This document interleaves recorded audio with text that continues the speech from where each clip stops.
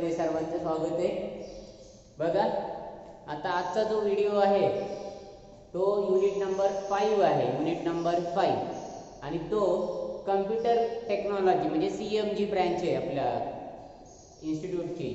तर त्या computer technology असेल, कम्प्युटर इंजिनिअरिंग असेल, IT इन्फॉर्मेशन टेक्नॉलॉजी असेल, या ब्रँचशी रिलेटेड हा युनिट आहे। म्हणजे आतापर्यंतचे पहिले 4 युनिट हे कॉमन होते प्रत्येक ब्रँचसाठी, पण हा 5वा युनिट तो त्या स्पेशल ब्रँचसाठी आहे। तर हा 5वा युनिट आता तुमचा न्यूमरिकल मेथड्सचा आहे, आणि त्या numerical methods, so this is applicable for only computer technology branch. Okay, तर तुमच्यासाठी आहे हा कम्प्युटर टेक्नॉलॉजीच्या स्टुडंट्सनी हा व्हिडिओ बघायचा आहे। ओके, तर त्यातला युनिट नंबर 5 आहे। युनिट नंबर 5 मध्ये 2 सब युनिट आहेत। त्यातला पहिला सब युनिट आहे numerical solutions of simultaneous equation. Numerical solution of simultaneous equation. तर त्याच्यामध्ये numerical solution of simultaneous equation मध्ये या 3 मेथड्स आहेत। त्यातली पहिली method Jacobi's method of iteration, Gauss Seidel method of iteration, Gauss elimination method. So there are 3 methods: Jacobi's method of iteration, Gauss-Seidel method of iteration, and third one is Gauss elimination method. Okay, तर one by one आपण या 3 मेथड्सचा आता study करणार आहे। Okay, already तुम्हाला आता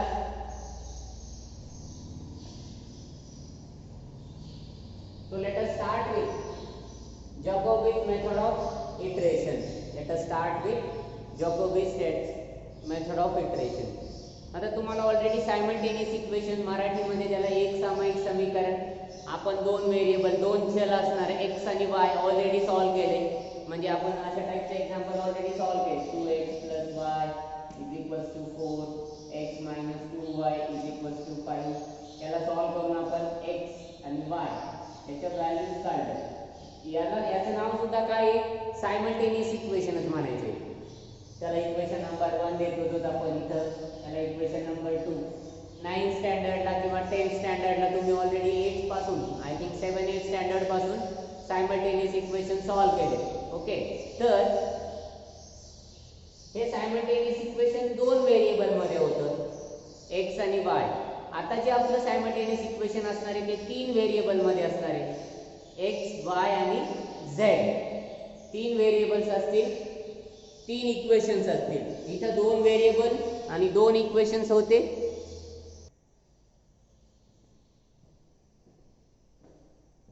दोन variable त्याच्या व्हॅल्यूज काढले। आता जे आपले सायमल्टेनियस इक्वेशन असणार आहे x, y, z, 3 व्हेरिएबल मध्ये 3 इक्वेशन्स असेल, तर ते इक्वेशन या मेथडनी कसं सॉल्व करायचंय? या मेथडचं नाव आहे Jacobi method of iteration. So right, first we will write बघा a1x b1y plus c1z is equals to d1, a2x plus b2y c2z is equals to d2, a3x plus b3y plus c3z is equals to d3। Equation number 1, equation number 2, equation number 3। म्हणजे दिलेले equation 3 equations आहेत 3 variable मध्ये। x, y, z हे variable आहे, आणि जो a1 b1 c1 d1 हे त्याचे कॉन्स्टंट आहेत, कोएफिशिएंट आहेत। कॉन्स्टंट म्हणजे नंबर्स थोडक्यात, मग ती पॉझिटिव्ह असो किंवा निगेटिव्ह असतो नंबर्स। a1 हा नंबर असणार आहे, मग पॉझिटिव्ह निगेटिव्ह जे काही असेल तो। a2 b2 c2 d2 हे सुद्धा नंबर्स आहेत। a3 b3 c3 d3 हे नंबर्स आहेत, आणि x y z, so these are called as a1 a2 a3 b1 b2 b3 c1 c2 c3 आणि d1 d2 d3। all these are nothing but constants, and what about this x y z? all are the variables। x y z ला variables म्हणायचे, आणि त्याच्या सोबत जे आहेत त्यांना coefficient किंवा कॉन्स्टंट म्हणायचे, राइट। तर तुम्हाला मॅट्रिक्स फॉर्मॅट माहिती आहे, मॅट्रिक्स त्यातला हा डायगोनल असतो आपला मॅट्रिक्स मध्ये, हा डायगोनल एलिमेंट म्हणजे हा a1, हा B2, हा C3, म्हणजे असा डायगोनल आहे हा. दिस इज द डायगोनल. आता या डायगोनल वरती काय असलं पाहिजे बघा, या नंबरची सम. मग तो पॉझिटिव्ह घ्यायचा, निगेटिव्ह जरी असला तरी पॉझिटिव्ह नंबर कन्सिडर करायचा. -2 असेल तरी 2 म्हणायचे त्याला, -5 असेल तर 5 म्हणायचे. ओके, म्हणजे तो कोएफिशियंट A1 या दोघांच्या ऍडिशन पेक्षा मोठा पाहिजे, B1 आणि C1 पेक्षा. A1 कसा पाहिजे, B1 आणि C1 च्या ऍडिशनच्या मोठा पाहिजे. इथं B2 A2 आणि C2 च्या ऍडिशन पेक्षा मोठा पाहिजे, आणि इथं C3 A3 प्लस B3 च्या ऍडिशन पेक्षा मोठा पाहिजे. सरळ सरळ A1 हा मोठा पाहिजे B1 आणि C1 पेक्षा, A2 मोठा पाहिजे, B2 मोठा पाहिजे, आणि इथं C2.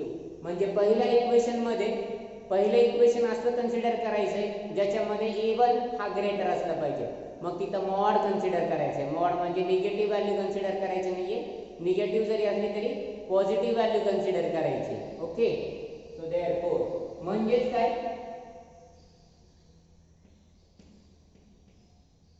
such that it is diagonally dominant. ते इक्वेशन कसं पाहिजे, डायगोनली डॉमिनंट पाहिजे. इक्वेशन कसं पाहिजे, डायगोनली डॉमिनंट. डायगोनली डॉमिनंट म्हणजे A1 हा ग्रेटर पाहिजे, B2 ग्रेटर पाहिजे, C3 ग्रेटर पाहिजे रिमेनिंग कोएफिशियंट पेक्षा. तर इक्वेशन 1 वरून आपल्याला x ची व्हॅल्यू काढता येईल बघा.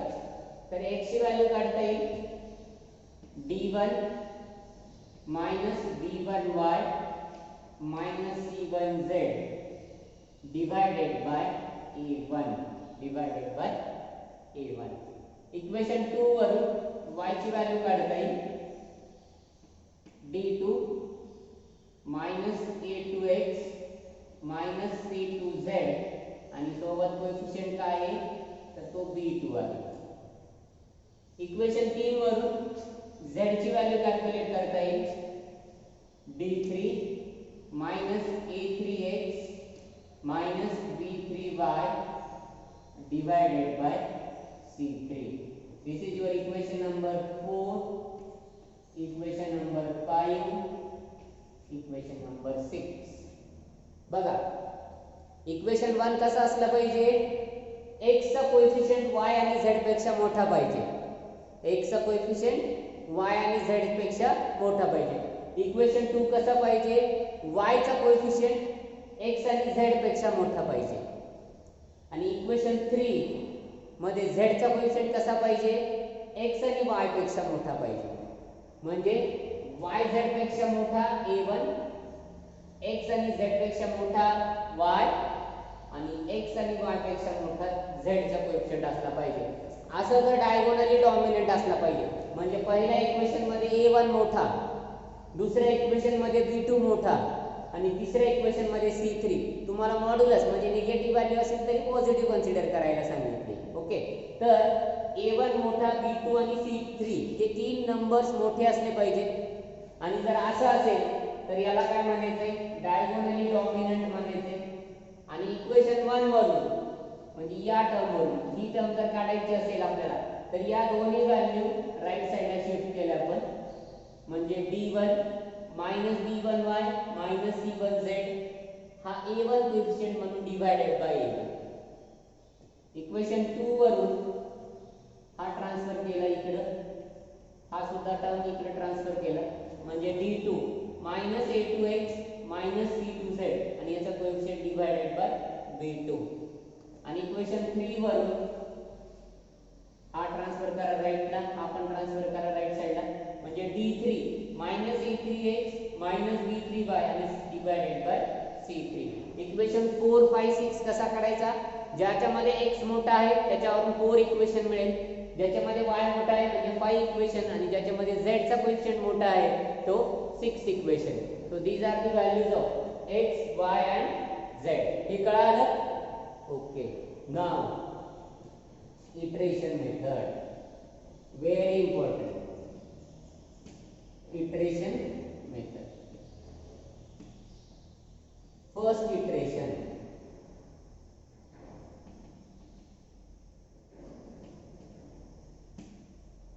इटरेशन साठी put x is equals to 0, y is equals to 0, z is equals to 0. Put वाटलं तर अजून लक्षात घेण्यासाठी तुम्हाला थोडंसं अजून हे करतो. x0 is equals to y is equals to y0 आणि z is equals to z0 in RHS of right hand side of equation 4, 5 and 6 आणि या सगळ्या व्हॅल्यू आणि initially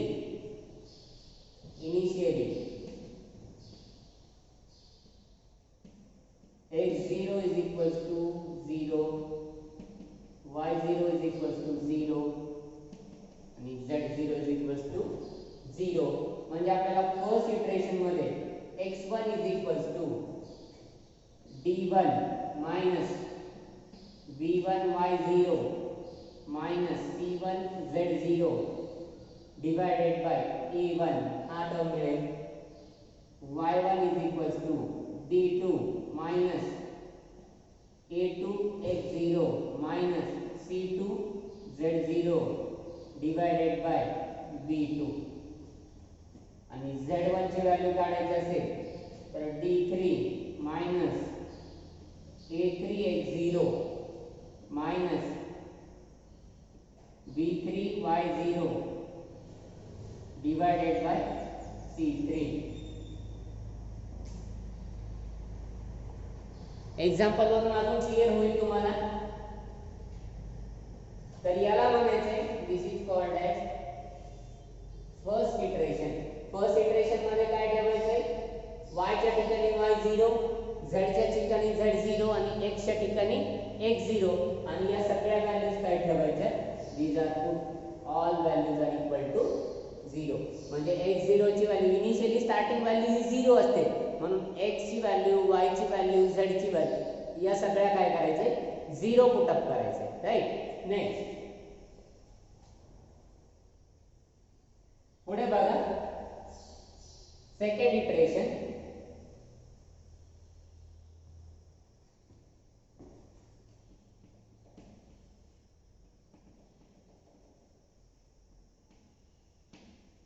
second iteration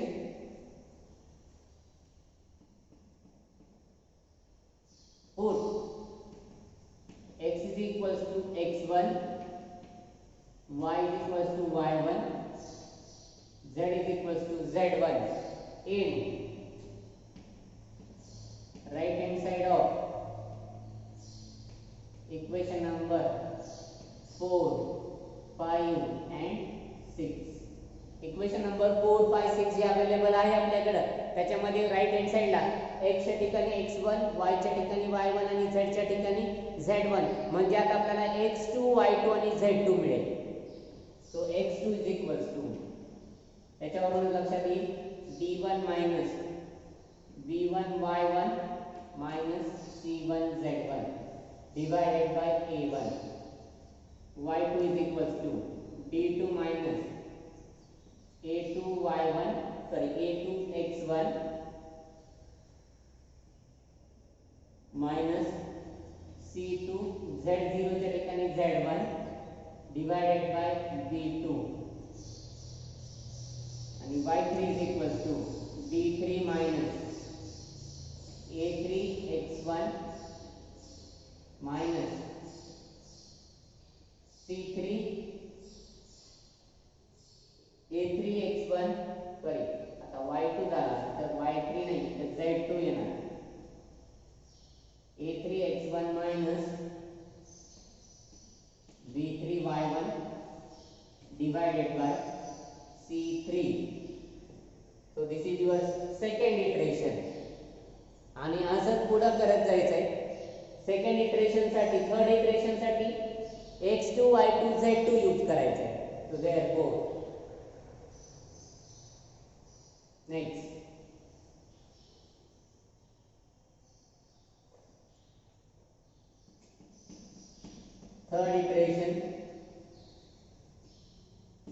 third iteration साठी बघा पुट आता x is equals to x2 available आहे, y is equals to y2 आणि z is equals to z2 in equation 4, 5 and 6. Equation 4, 5, 6 मध्ये या व्हॅल्यूज पुट अप करा म्हणजे x3 is equals to d1 minus v1 y2 c1 z2 divided by a1, y3 is equals to d2 minus a2 x2 c2 z2 divided by b2 and z3 is equals to d3 minus a3 x2 minus b3 y2 divided by c3 and so on.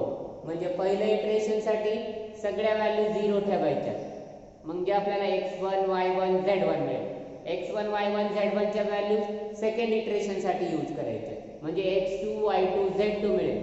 आलेला x2 y2 z2 third iteration साठी use करायचा, म्हणजे x3 y3 z3 आणि यालाच म्हणायचं आहे iteration method.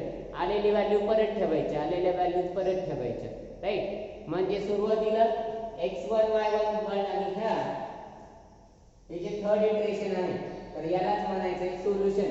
ज्या काही व्हॅल्यूज येतील फायनली त्या व्हॅल्यूजला म्हणायचं x y z solution. So this is the solution.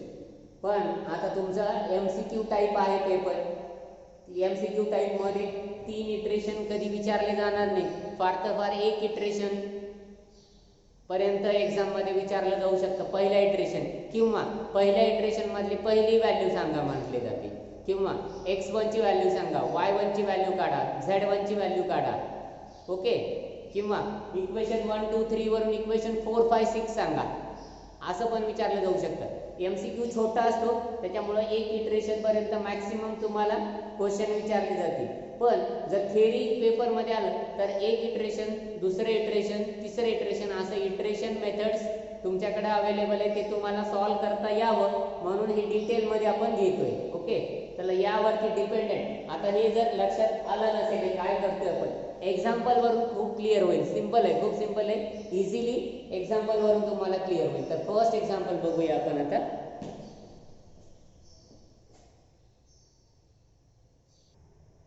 बघा खूप सिंपल एक्झाम्पल आहे. तुमच्याकडं सॉल्व करताना कॅल्सी असला पाहिजे, कॅल्क्युलेटर अलाव आहे, नॉन प्रोग्रामेबल कॅल्क्युलेटर तुम्हाला यूज करता येईल. तर सॉल्व युजिंग जॅकोबीज मेथड. जॅकोबीज मेथडचा यूज करून याला सॉल्व करायचे. इक्वेशन दिले 10x plus y plus 2z is equals to 13, 3x plus 10y plus z is equals to 14, 2x plus 3y plus 10z is equals to 15. आता तुम्हाला या तीन इक्वेशनला अशा पद्धतीने लिहायचे. पहिल्या इक्वेशन मध्ये x मोठा पाहिजे, दुसऱ्या इक्वेशन मध्ये x मोठा पाहिजे म्हणजे x चा कोएफिशिएंट मोठा पाहिजे, दुसऱ्या इक्वेशन मध्ये y चा कोएफिशिएंट मोठा पाहिजे आणि तिसऱ्या इक्वेशन मध्ये z चा कोएफिशिएंट म्हणजे डायगोनली डॉमिनंट असलं पाहिजे. बघा हा 10x याच्यापेक्षा मोठा आहे, 10y या दोघांपेक्षा मोठा आहे, 10z या दोघांपेक्षा मोठा आहे. असा असेल तरच equation number 1, equation number 2, equation number 3 लिहायचे. अदरवाइज त्याला रिअरेंज करायचे. पहिल्या इक्वेशन मध्ये xच मोठा पाहिजे, जसं दिले सिक्वेन्स तसा ठेवायचा नाही, तो चेंज करायचा. कधी जर तुम्हाला दिलं नसेल x मोठा y आणि z या सिक्वेन्स मध्ये तुमचे इक्वेशन असलं पाहिजे, म्हणजे इक्वेशन 1 2 आणि 3. आता इक्वेशन 1 2 वरून 1 वरून बघा हा काय आहे 10x, म्हणजे मला असं लिहिता येतं 10x is equals to right साइडला काय आहे 13. त्या दोन्ही टर्म उजव्या बाजूला शिफ्ट करा म्हणजे काय होतील -y - 2z. आणि हा जो 10 आहे मल्टिपल वाला 10 तो काय होणार आहे, तो डिव्हिजन मध्ये. तुम्हाला जो a1 आला होता ना डिवाइडेड बाय, आणि याला इक्वेशन नंबर 4 द्यायचं आहे, राईट. तर नेक्स्ट इक्वेशन 2 वरून बघा हा 10y आहे म्हणजे y इज इक्वल्स टू किंवा 10y इज इक्वल्स टू म्हणा 10y इज इक्वल्स टू काय लिहिता येईल राईट साइडला 14 आहे या दोन्ही टर्म 3x आणि z राईट साइडला शिफ्ट करा. -3x - z. हा 10 जो आहे मल्टिपल मध्ये आहे, तो मल्टिपल वाला 10 काय करता येतो आपल्याला, डिवाइड मध्ये लिहिता येतो. So this is your equation number 5. Right. Next z is equals to, equation 3 वरून z ची व्हॅल्यू काढायची. ज्यामध्ये मोठा आहे त्याच्यावरून तो व्हॅल्यू काढायचा. x मोठा आहे x इक्वल्स टू, y मोठा असेल y is equals to, z मोठा असेल z इज इक्वल्स टू. तर z is equals to 15 -2x -3y आणि डिवाइडेड बाय परत काय आहे 10. Equation number 6. लक्षात आलं. इक्वेशन 1 2 3. इक्वेशन 1 मध्ये x चा कोएफिशिएंट ग्रेटर, इक्वेशन 2 मध्ये y चा कोएफिशिएंट ग्रेटर, इक्वेशन 3 मध्ये z चा कोएफिशिएंट ग्रेटर. इक्वेशन 1 वरून इक्वेशन 4 मिळतं, इक्वेशन 2 वरून इक्वेशन 5 आणि इक्वेशन 3 वरून इक्वेशन 6. म्हणजे याच्यामध्ये x y आणि z मिळतो. राइट. नाउ व्हेरी इम्पॉर्टंट, आता first iteration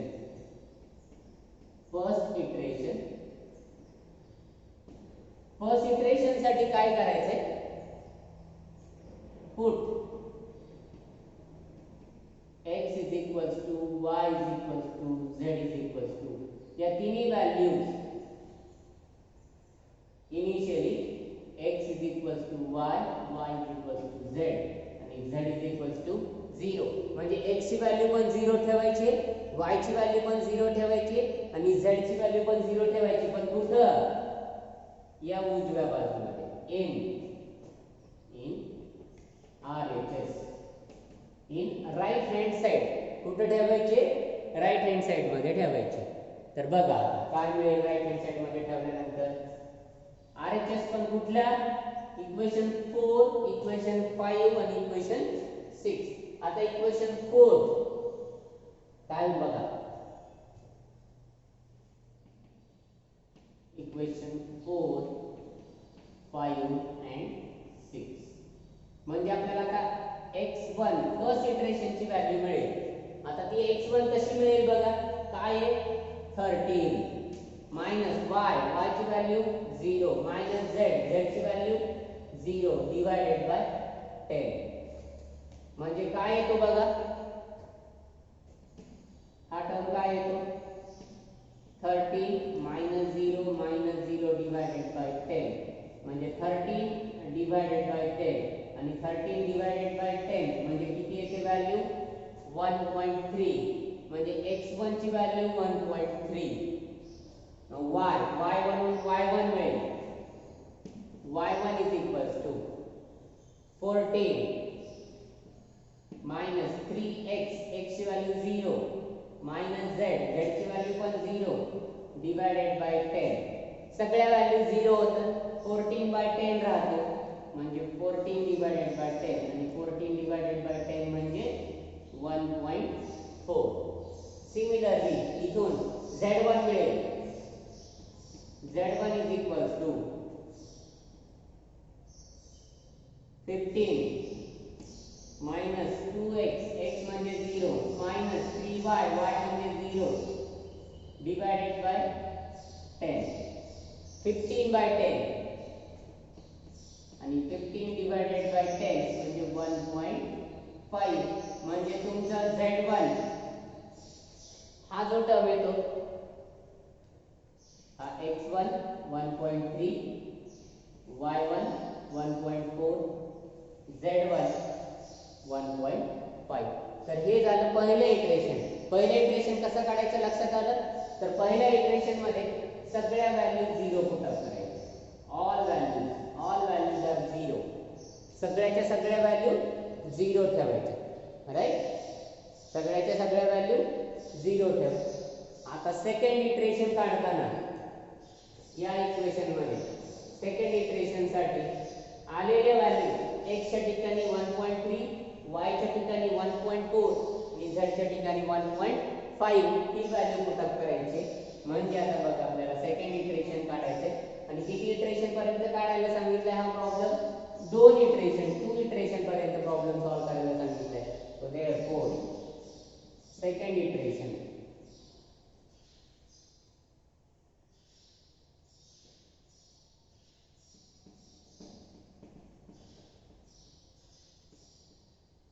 second iteration. So put x is equals to 1.3, y is equals to 1.4, z is equals to 1.5. कुठे ठेवायचे? इक्वेशन 4 इन कुठे ठेवणार? In right hand side RHS of equation 4, 5 and 6. Equation 4, 5 आणि 6 च्या right hand side मध्ये ठेवायचे. म्हणजे आपल्याला x2 मिळेल 13 minus 1.3 minus 2 into 1.3 नाही येणार, 1.4 येणार. y ची value 1.4 minus 2 into 1.5 divided by 10. हा नंबर कॅल्क्युलेट करा. कॅल्सीवरती व्हॅल्यू ठेवा. y2 is equals to 14 minus 3xx म्हणजे 3 into x म्हणजे 1.3 minus z म्हणजे 1.5 divided by 10. ही व्हॅल्यू पण कॅल्सीवरती कॅल्क्युलेट करा. आणि y3 is equals to बघा इक्वेशन 6 बघा. इक्वेशन 6 मध्ये 15 minus 2x x म्हणजे 1.3 minus 3y y म्हणजे 1.4 divided by 10. So let us calculate these values. या व्हॅल्यूज काढा. काय काय येतात बघा. 13 divided by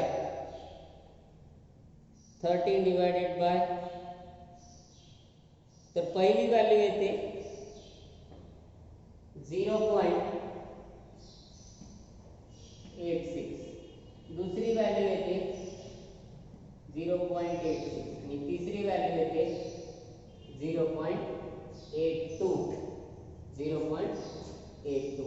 So therefore final answer x is equals to 0.86, y is equals to 0.86 and z is equals to 0.82.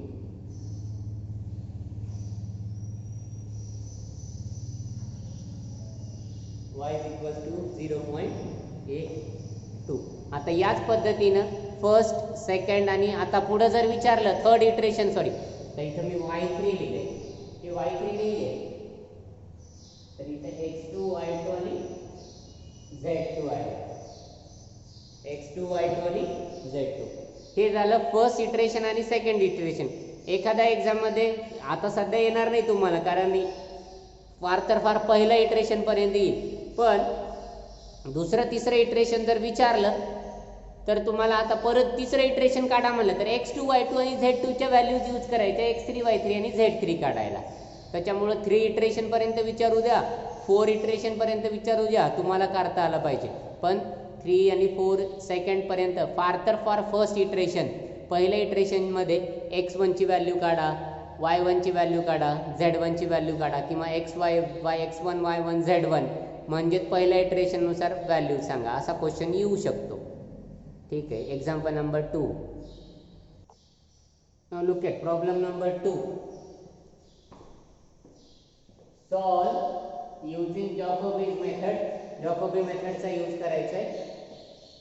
20x plus y minus 2z equals to 70, 3x plus 20y minus z is equals to minus 18 आणि 2x minus 3y plus 20z is equals to 25. आता आपलं पहिलं equation त्या तीन पैकी कोणतं असेल ज्याच्यामध्ये x चा कोएफिशिएंट मोठा आहे. x चा कोएफिशिएंट कुठं मोठा आहे बघा इथं 20x, म्हणून 20x plus y minus 2z equals to 70. Equation number 1. Second equation आहे यूजुअल हा इथला 20y मधला y मोठा आहे 3 आणि 1 minus 1 किंवा 1 पेक्षा, पण इथं 1 आहे काही नाही म्हणजे 1 आणि इथं 2 आहे. 1 आणि 2 पेक्षा 20 मोठा आहे. 3 आणि इथं 1 आहे, 3 आणि 1 पेक्षा 20 मोठा आहे आणि इथं 2 आणि -3 पेक्षा हा 20 मोठा आहे. म्हणजे जो सिक्वेन्स दिलाय तो ॲज इट इज ठेवायचा, त्याच्यामध्ये काही चेंज होणार नाही. म्हणजे इक्वेशन 1, इक्वेशन 2 आणि इक्वेशन 3 जे इक्वेशन दिले ते ॲज युजुअल लिहिले. आता इक्वेशन 1 वरून हा 20x 17 राइट 17 हा प्लस y मायनस y होणार मायनस 2z प्लस 2z होणार आणि डिवायडेड बाय हा जो 20 होता तो इथे येणार राइट या दोन्ही टर्म उजव्या बाजूला शिफ्ट केल्या 17 minus y plus 2z divided by 20. Now from this we will write the value of y minus 18 हा राइट साइड ला शिफ्ट करा हा राइट साइड ला plus 3x conversion minus 3x minus z plus z होतो आणि divided by z y चा coefficient 20 आता 25 right ही term right ला शिफ्ट करा ही टर्म पण राइट साइड ला शिफ्ट करा plus 2x minus 2x minus 3y चा प्लस 3y आणि हा coefficient divided by 20 so this is your equation number 4 equation number 5 equation number 6 1 2 3 त्याच्यावरून 4 5 6 हा मिळाला आता हा मिळाल्यानंतर आपल्याला ह्या व्हॅल्यू ठेवायचे 0 y 0 z 0 in right hand side of equation 4 5 6 तर या इक्वेशन मध्ये इकडे y z x z x y याच्या ठिकाणी काय ठेवायचे व्हॅल्यू 0 ठेवायचे राइट म्हणजे फर्स्ट इटरेशन बघा काय मिळतं फर्स्ट इटरेशन सो x म्हणजे आता नवीन व्हॅल्यू फर्स्ट इटरेशन आहे म्हणजे x चं कन्वर्जन x1 हा x1 17 मायनस y ची व्हॅल्यू 0 2 into z ची व्हॅल्यू पण 0 म्हणजे ऑटोमॅटिकली हा टर्म आणि हा टर्म काय होतो 0 होतो म्हणजे 17 by 20 आणि 17 by 20 म्हणजे 0.85 नेक्स्ट ही व्हॅल्यू बघा y ची नेक्स्ट व्हॅल्यू y1 होईल y1 minus 18 3 into 0 plus 0 म्हणजे हा टोटल टर्म 0 होणार म्हणजे -18 by 20 आणि ही व्हॅल्यू येते -0.9 तिसरी व्हॅल्यू सुद्धा सेम z1 वरून z1 25 मायनस ही व्हॅल्यू 2 into 0 3 into 0 0 ठेवायचा स्टार्टिंगला इनिशियली 0 ठेवायचे म्हणजे 25 by 20 म्हणजे 1.25 आता 0.85 मायनस 0.9 आणि 1.25 या व्हॅल्यूचा वापर दुसरे इटरेशन काढायला करायचं हे झालं पहिलं इटरेशन आता दुसऱ्या इटरेशन मध्ये x च्या ठिकाणी 0.85 ठेवायचं y च्या ठिकाणी -0.9 ठेवायचं आणि z च्या ठिकाणी 1.25 तर इथे लिहिले बघा put x is equal to y is equal to z is equal to in right hand side of the equation 4 5 and 6 equation 4 5 and 6 म्हणजे आपल्याला आता काय मिळेल सेकंड इटरेशन म्हणजे x1 वरून आता काय मिळणार x2 मिळणार पण x2 साठी व्हॅल्यू काय यूज करायचं या व्हॅल्यू यूज करायचं राइट तर x2 17 minus y ची व्हॅल्यू -0.9 प्लस 2z z म्हणजे 1.25 divided by 20 हे कॅल्क्युलेशन करा तो this calculation will be equal to 1.02 त्या कॅल्क्युलेशनची व्हॅल्यू किती येते 1.02 येते okay next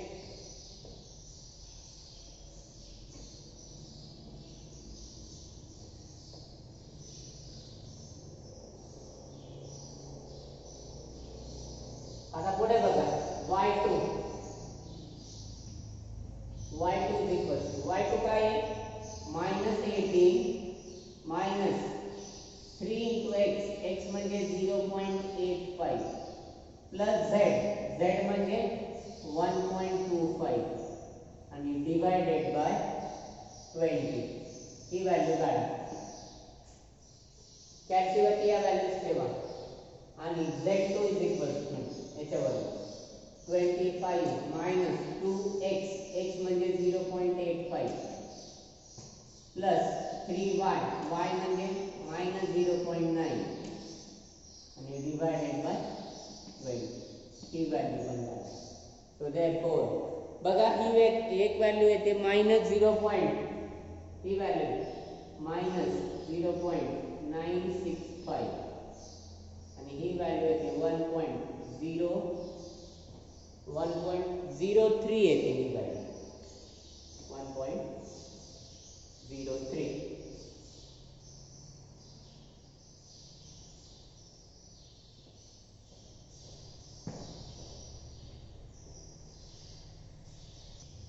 So therefore, after second iteration, x, y, z, x ची व्हॅल्यू इथं आहे 1.02, y ची व्हॅल्यू इथं आहे -0.965 आणि z ची व्हॅल्यू 1.03. मी म्हणलं तुम्हाला एक्झाम मध्ये फर्स्ट इटरेशन पर्यंत विचारलं जाणार, म्हणजे x1, y1 आणि z1. फर्स्ट इटरेशन किंवा त्यातल्या त्यात x1 सांगा, y1 सांगा किंवा एकच व्हॅल्यू z1 सांगा, अशा टाईपचे प्रॉब्लेम म्हणजे तुम्हाला कळावं म्हणून हे एवढं मोठा प्रॉब्लेम 1 मार्काला MCQ मध्ये विचारला जाणार नाही. त्याच्यातले शॉर्ट पहिली स्टेप, दुसरी स्टेप, तिसरी स्टेप अशी तुम्हाला स्टेप बाय स्टेप विचारला जाऊ शकतं. पण इंजिनिअरिंगला गेल्यानंतर समजा तिथं ऑफलाईन जेव्हा होईल तेव्हा हे मेथड्स तुम्हाला माहिती पाहिजे, कसं करायला पाहिजे, कसं सॉल्व करतात, तर त्याच्यासाठी आपण डीपमध्ये गेलो. ठीक आहे. तर सिंपल तुम्हाला जसं लक्षात येईल त्यावेळी तुम्ही तो प्रॉब्लेम सॉल्व करायचा. त्याच्यावरती मी MCQ तुम्हाला देणार आहे, कशा टाईपचं MCQ येऊ शकतो. ओके. चला लास्ट एक्झाम्पल घेऊया मेथडचं. तिसरं एक्झाम्पल. आता ह्याच मेथडनी तुम्हाला अशाच टाईपनी सॉल्व करायचं आहे. बघा थर्ड एक्झाम्पल.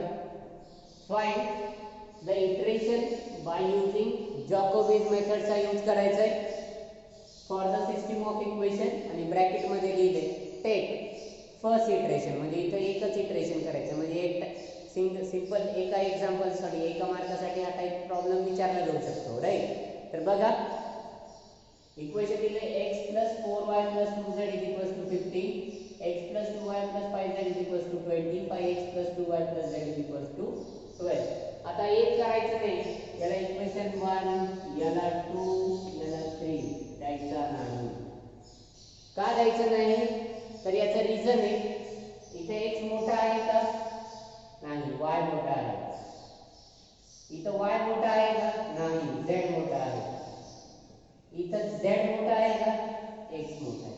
म्हणजे इथं x मोठा आहे, इथं y मोठा आहे, इथं z. म्हणून त्याला आपल्याला रिअरेंज करावं लागेल. म्हणून इथे एक वर्ड लिहा, रिअरेंजिंग.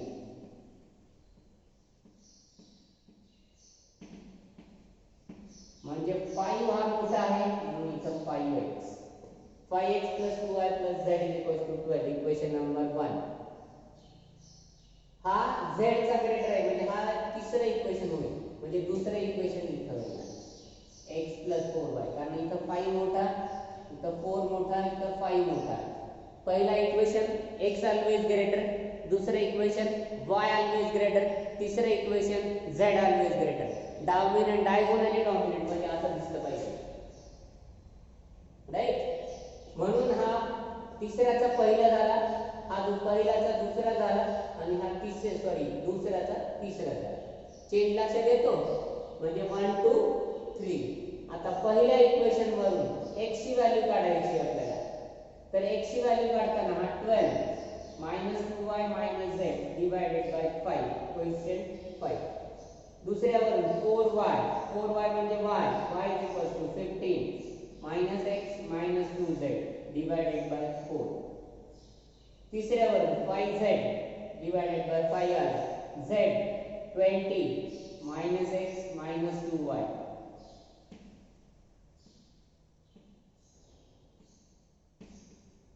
या टर्म्स राईट साइडला शिफ्ट केल्या, कारण उजव्या बाजूला शिफ्ट करायच्या आणि त्यांचं कोएफिशिएंट 5 इथं आला पाहिजे, 4 इथं आला पाहिजे, 5 इथं आला पाहिजे. राईट. इक्वेशन 4 5 आणि 6. 1 2 3 4 5 6. आता 4 5 6 मध्ये बघा put x = 0, y = 0, z = 0. तिन्ही व्हॅल्यू उजव्या साइडच्या व्हॅल्यू 0 ठेवायच्या in right hand side of equation 4 5 आणि 6. म्हणजे आपल्याला पहिलं इटरेशन मिळेल x1 = 12 into हा टर्म 0, हा टर्म 0, म्हणजे 12/5. 12/5 म्हणजे 2.4. राइट.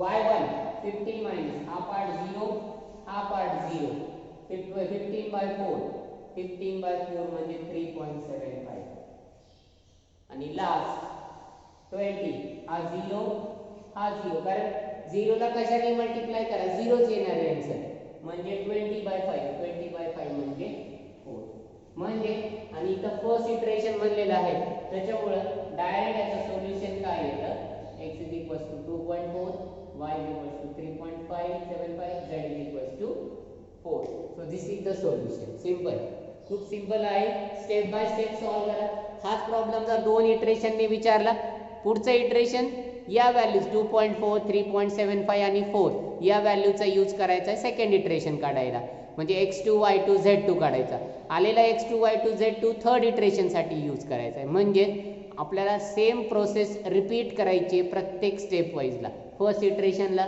सेकंड इटरेशनला थर्ड इटरेशनला पण MCQ असल्यामुळं फार तर फार फर्स्ट इटरेशन किंवा ही व्हॅल्यू काढा find x1 find y1 find z1 किंवा फर्स्ट इटरेशन ओनली अशा टाइपचे एक्झाम्पल्स तुम्हाला एक्झाम मध्ये विचारले जातील आता सेम एक्झाम्पल काहीच फरक नाहीये नंबर ऑफ एक्झाम्पल तुम्हाला असाइनमेंट साठी देतो ते सॉल्व करा त्याच्यामध्ये कुठला जर डाऊट आला डिफिकल्टी आला तर तुम्ही विचारा ओके बाय कॉल करून सुद्धा विचारा त्या डिफिकल्टीज क्लिअर होतील किंवा मेसेज करा व्हॉट्सअप नंबरवरती मेसेज करा ठीक आहे तर या पद्धतीने ही जॅकोबीज मेथड आपण इथे एंड करूया